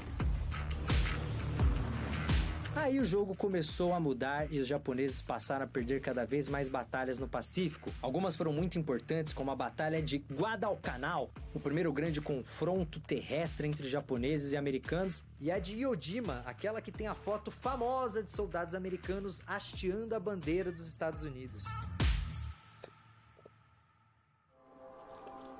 Eles disseram que a operação levaria apenas 3 ou 4 dias, mas ela acabou levando 36 dias, de puro inferno. Com todas essas derrotas, o cenário já era meio de desespero. O exército japonês ia recuando mais e mais, e logo a prioridade se tornou defender o país de uma invasão aliada. E aí ganha espaço uma das figuras mais famosas da Segunda Guerra. Lembra dos tufões que protegeram o Japão das invasões mongóis e foram chamados de kamikaze ou vento divino? Na Segunda Guerra, esse foi o termo usado para descrever os pilotos que partiam em missões literalmente suicidas. Isso já acontecia desde o ataque em Pearl Harbor, mas ficou muito mais frequente no final da guerra. O papel dos kamikazes era escolher um alvo importante e espatifar o seu avião no negócio, causando o maior estrago possível. Na maior parte das vezes, eles eram adolescentes que passavam por um treinamento de voo bem curto e seus aviões nem tinham combustível para retornar para a base. Ou seja, eles iam para morrer mesmo e levar inimigos junto com eles. Muito bizarro, vamos parar pra analisar. Tipo, mano, o maluco só ia. Ele tinha noção do que tava acontecendo. Ele só ia. A derrota do Japão parecia questão de tempo. Em abril de 1945, a coisa ficou séria, porque os americanos colocaram os pés em Okinawa, invadindo uma ilha do arquipélago japonês. Bom, disse quem? Em 1945, a coisa ficou séria, porque os americanos colocaram os pés em Okinawa, invadindo uma ilha do arquipélago japonês. Foram quase 3 meses insanos de batalha, mas os aliados conseguiram a vitória. Para piorar a vida dos japoneses, a Alemanha tinha se rendido na Europa, então os aliados podiam concentrar todas suas atenções no Pacífico. E não ia demorar muito até que a União Soviética entrasse nessa guerra contra o Japão. Mas o governo japonês não via alternativa a não ser lutar até o final, porque desistir seria desonroso demais. Quando os aliados exigiram a rendição japonesa, a resposta foi não. O problema é que os japoneses nem faziam ideia do preço que essa resposta teria. Alguns dias depois disso, na manhã de 6 de agosto de 1945, o avião Enola Gay sobrevoou a cidade de Hiroshima, jogando na cidade a primeira bomba atômica utilizada em uma guerra.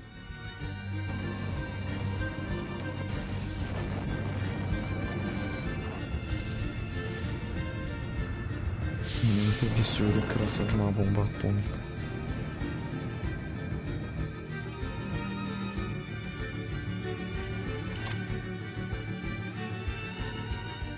E o mundo nunca mais foi o mesmo. Aqui nós entramos num ponto fundamental da história moderna do Japão, que são os bombardeios de Hiroshima e Nagasaki. Eu também vou passar rapidamente por isso porque já fizemos uma animação muito bacana mostrando detalhadamente a destruição que essa bomba causou em Hiroshima. Eu também vou deixar esse link aqui embaixo na descrição, depois é só entrar lá para acessar o vídeo, tá bom? Bem, a bomba atômica literalmente devastou Hiroshima. 90 mil pessoas morreram instantaneamente e 80% da cidade foi destruída. 3 dias depois, uma segunda bomba atômica foi jogada em Nagasaki. É aí... Me tinha como evitar, porque assim, Até se eles dessem um tiro quais no... teriam sido os motivos da decisão americana de jogar essas bombas no Japão. Uma das teorias mais famosas diz que, como a Guerra Fria entre os Estados Unidos e a União Soviética já se anunciava, a bomba foi principalmente um recado para os soviéticos. Mas a Batalha de Okinawa também foi crucial para essa decisão. Mesmo deixando centenas de milhares de japoneses mortos, a invasão de Okinawa resultou em 13 mil americanos mortos e 40 mil feridos. Foi a maior perda de vidas americanas em toda a Segunda Guerra. Por isso, os Estados Unidos concluíram que invadir o Japão por terra custaria a vida de muitos soldados americanos. E também se falava em outro motivo político. Invadir o Japão prolongaria a guerra por meses, tempo suficiente para a União Soviética entrar na batalha e conquistar parte do arquipélago japonês, algo que os americanos não queriam nem a pau que acontecesse. O motivo da decisão americana provavelmente passa por todas essas alternativas. O ponto é que estamos falando de uma bomba atômica matando milhares de civis, né? A verdade é que explicação nenhuma vai justificar isso. Depois desses bombardeios, o Japão viu que tinha 2 opções: se render ou ser completamente destruído. Assim, no dia 15 de agosto, a rendição foi anunciada pelo imperador e pela primeira vez em sua história, o país foi ocupado por tropas estrangeiras. Durante séculos, o Japão superou guerras, invasões mongóis, epidemias, mas agora era diferente. O país tinha sido derrotado e teve que devolver regiões conquistadas, voltando ao território que tinha antes daquela guerra sino-japonesa de 1894. O país estava moralmente arrasado e a pergunta era: será que o Japão conseguiria se reerguer? Sim. Eles provavelmente não sabiam, mas conseguiu, né? E assim chegamos à parte final do vídeo, com aquele que talvez tenha sido o maior desafio da história do Japão: transformar um país devastado em uma das maiores potências do mundo. Uma figura-chave para o começo dessa caminhada, acredite se quiser, foi um americano, o general Douglas MacArthur, um dos grandes comandantes da Segunda Guerra. Nunca ouvi o nome desse cara. Never die. They just fade away. Ele cuidou pessoalmente da ocupação americana no Japão, propagando o tempo inteiro que os dois povos deviam deixar o passado para trás e se unir para planejar um futuro pacífico.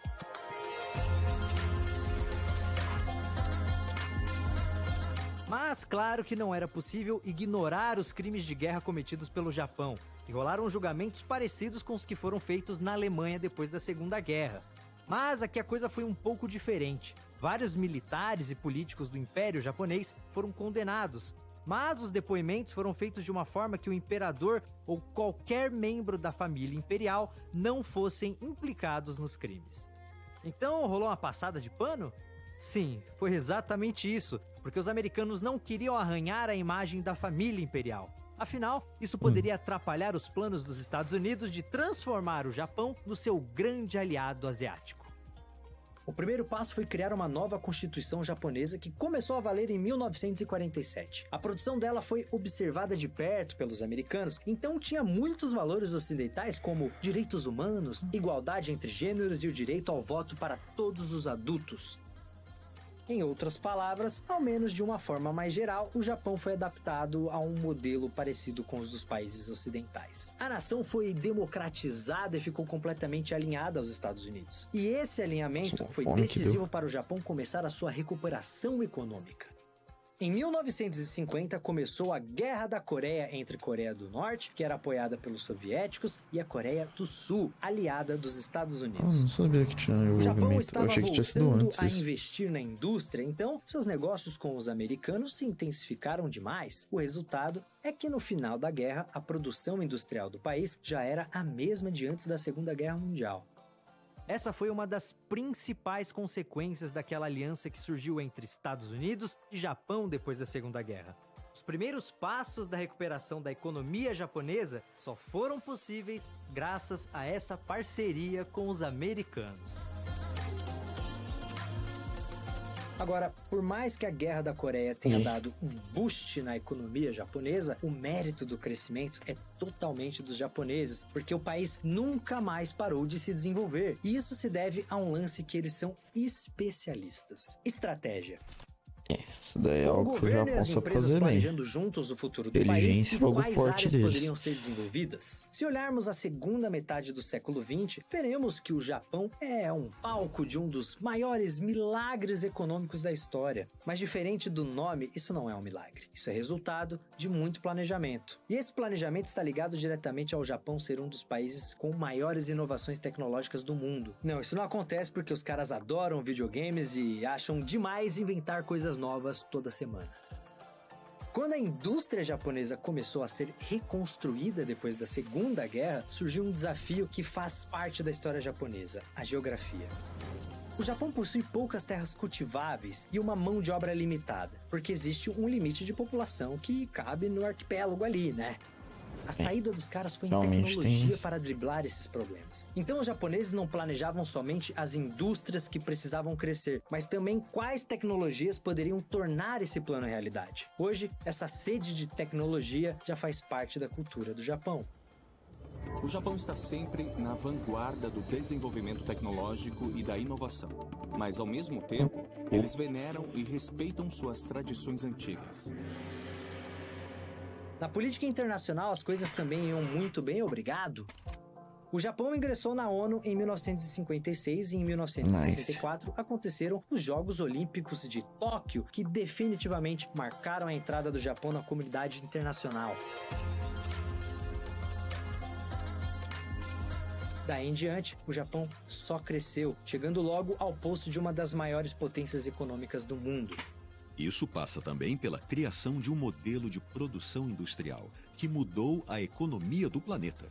Durante boa parte do século XX, todas as grandes indústrias seguiam um modelo de produção chamado Fordismo. Sim, o nome vem da fábrica de carros Ford, que criou um método de produção com uma linha de montagem pensada para maximizar a eficiência Primeira e Revolução diminuir Industrial os custos, ou segunda? usando operários que faziam uma única tarefa. Mas, nos anos 70, o Japão passou a usar um novo modelo de produção que agia de acordo com a demanda do mercado. Ou seja, A fábrica só produz a quantidade que ela sabe que vai vender, sem manter estoques enormes de matérias-primas.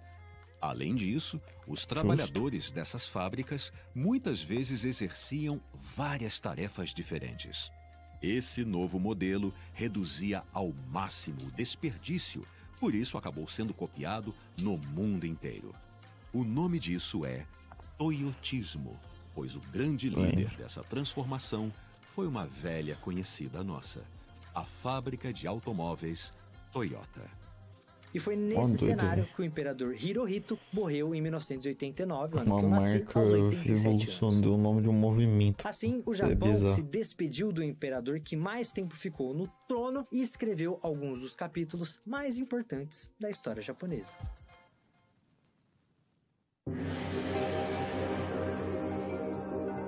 Tá chegando, tá chegando.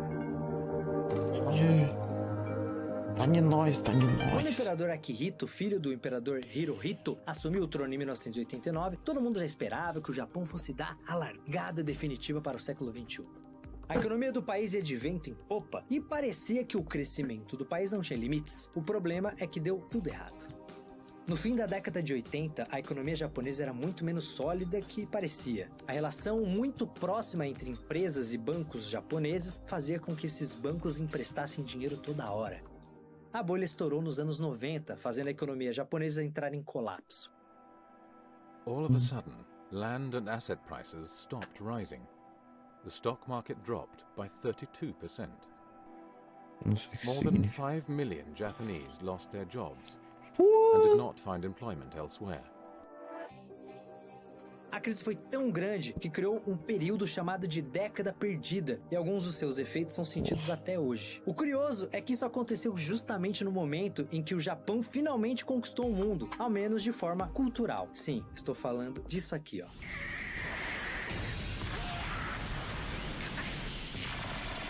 Os anime.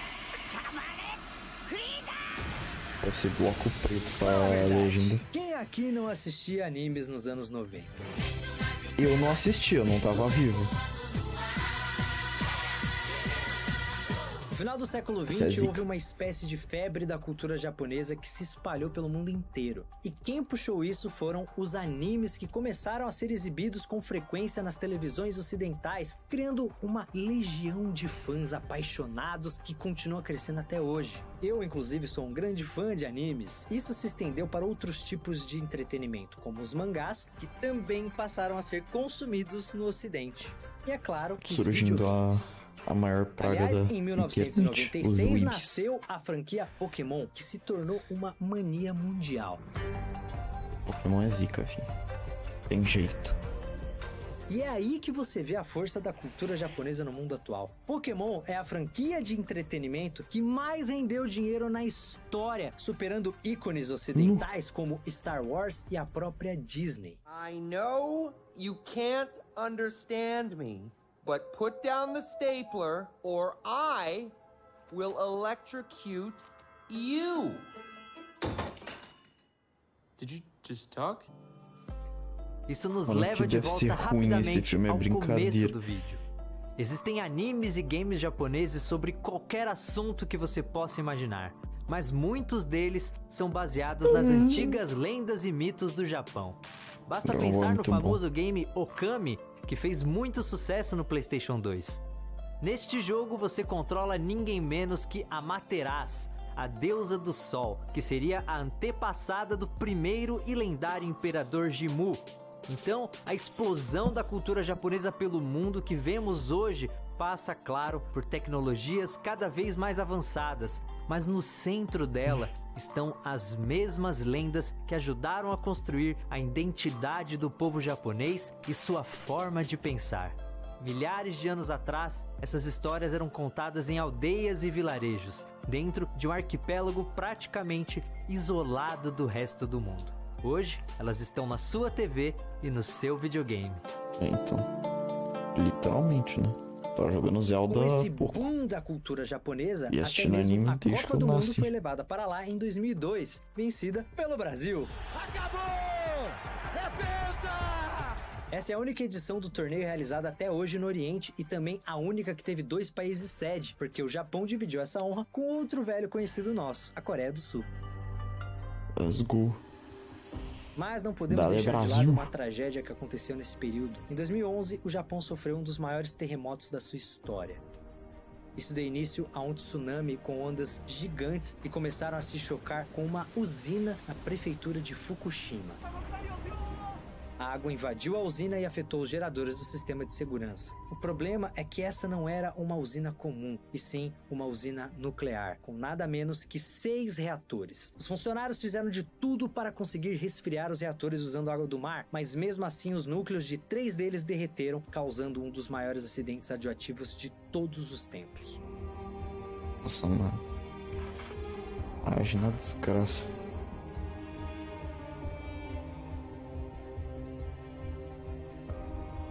Com tudo isso rolando, o imperador ainda tinha outra preocupação, sua idade. Como Hirohito ficou no trono até ter quase 90 anos, seu filho Akihito já tinha quase 60 anos quando se tornou imperador. Ou seja, não era mais nenhum garotinho, né?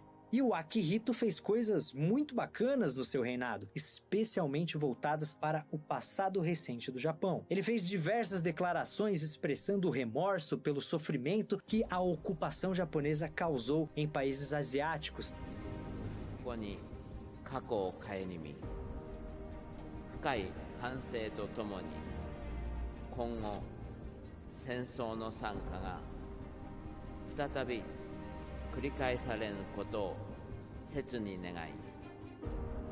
E visitou também locais de batalhas da Segunda Guerra para prestar homenagens aos soldados e civis mortos nesses lugares.